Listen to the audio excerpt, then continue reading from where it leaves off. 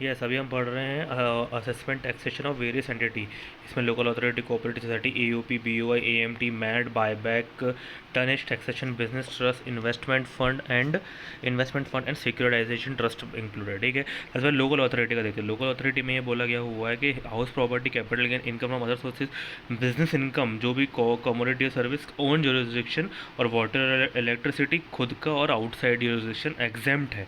तो टैक्सेबल क्या होगा? कोई भी कमोडिटी और सर्विस एक्सेप्ट बिजली और पानी अगर बाहर बेचते हैं तो वो टैक्सेबल होगा। ठीक है। बस कोऑपरेटिव सोसाइटी का हमने पढ़ा हुआ है, एटीपी जो पढ़ा हुआ है सेम टू सेम अप्लाई होगा। अगर 115 बीएडी बीएई अप्लाई करता है तो वहाँ पे तो वहाँ पर ये एटीपी का डिडक्शन नहीं ले पाएगा। कोऑपरेटिव बैंक में अलाउड नहीं होता है। हमने पढ़ चुका। ट्रांसफ़र फी अगर होती है तो वो टैक्सेबल नहीं होती है। ठीक है। एयूपी बीयूआई के टैक्सेशन के बारे में बताया हुआ है। एयूपी बीयूआई के बारे में बताया गया हुआ है जो हमने अभी पढ़ा है कि भाई अगर हमने कुछ मेला लगा लिए, कुछ साथ में बिना एग्रीमेंट कुछ कर ली तो उसको एयूपी बीयूआई बोलते हैं। ठीक है।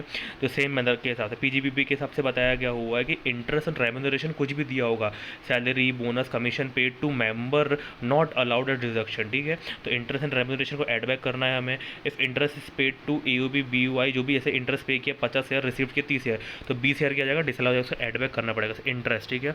अगर रजिस्टर्ड है, सॉरी अगर मेंबर का शेयर नोन है तो MMR नॉट नोन है तो मैक्सिमम मार्जिनल रेट मतलब 37.4%, 42.744% का टैक्स लगेगा। और अगर शेयर नोन है और किसी भी इंडिविजुअल का शेयर बेसिक एग्जाम्पशन लिमिट से ज़्यादा है, अदर इनकम, जैसे कि जो अदर इनकम है वो एयूपी बीओआई की अदर इनकम अगर ज़्यादा है तो MMR से लगेगा, और अगर बेसिक एग्जाम्पशन लिमिट से कम है तो स्लैब रेट से लगेगा। ठीक है।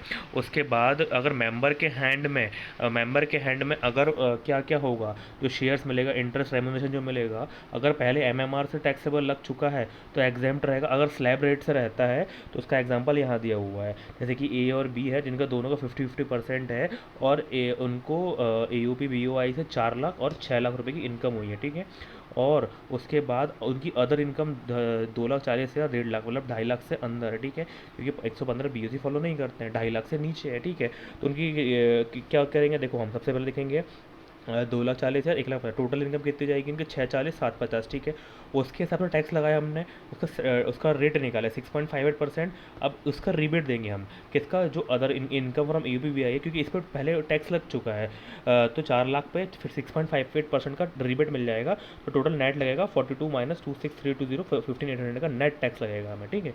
तो ये इसको बोलते हैं यूपी बी ओ आई का ये वाला टैक्स, कि अगर बेसिक एग्जाम्पशन लिमिट से कम होता है और मेंबर के हाथ में कितना टैक्सेबल होगा। ठीक है। ये सभी हम पढ़ते AMT, अल्टरनेट मिनिमम टैक्स। इसमें क्या बोल रहा है कि it is applicable to all SSC, company को छोड़ के। ठीक है।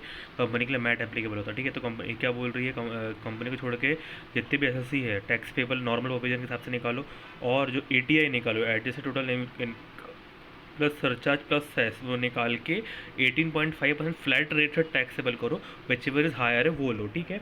इसमें बस ये बोला गया हुआ है कि जो टोटल इनकम निकाला है हमने, वहाँ से डिडक्शन माइनस करने के बाद जो GTI से डिडक्शन माइनस करने का टोटल इनकम जो आई है, उसमें 10AA, 35AD और 80IA से 80RRB एक्सेप्ट कोऑपरेटिव सोसाइटी वाले 80P को छोड़ के, और 35AD में जो कैपिटल एसेट था उसका डेप्रिसिएशन माइनस करने के बाद 80I आएगा हमारा। ठीक है।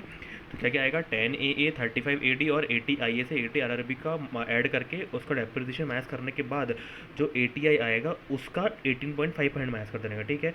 बस यहाँ पे 2-3 बात बोली गई हुई है। कोऑपरेटिव सोसाइटी का जो मैक्सिमम रेट है वो 15% हो जाएगा।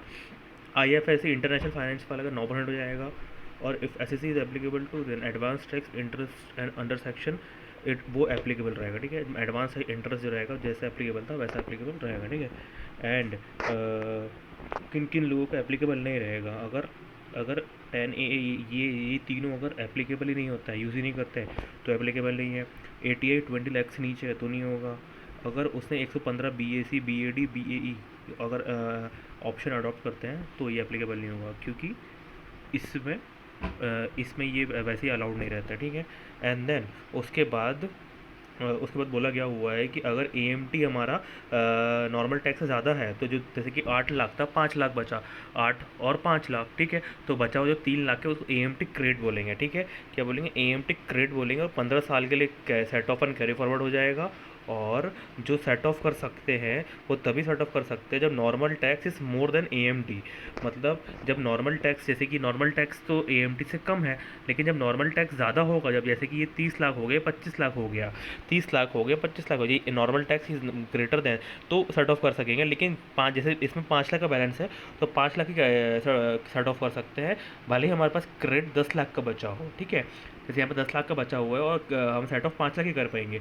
तो यहाँ पर एग्जाम्पल से समझ में आ जाएगा, सिंपल से क्या बोला गया हुआ है, AMT ज़्यादा है तो कितना पे करना पड़ेगा, 1 लाख रुपये। ठीक है, तो 20,000 रुपये क्या जाएगा, क्रेडिट बैलेंस बच जाएगा। यहाँ पे कितना बचेगा, 1 लाख माइनस 70, 40,000। तो 40 और 20 पहले का था तो 60,000 बचेगा। ठीक है, पे तो 1,10,000 करना पड़ेगा। ठीक है, उसके बाद यहाँ पर देखो नॉर्मल ज़्यादा हो गया इससे, तो 2 3 4 5 30,000 ज़्यादा हो गया, तो 30 सेट ऑफ कर पाएंगे तो 60 माइनस 30 बचेगा 30, 1,20,000, तो 1,20,000 तो पे करना ही पड़ेगा। ठीक है।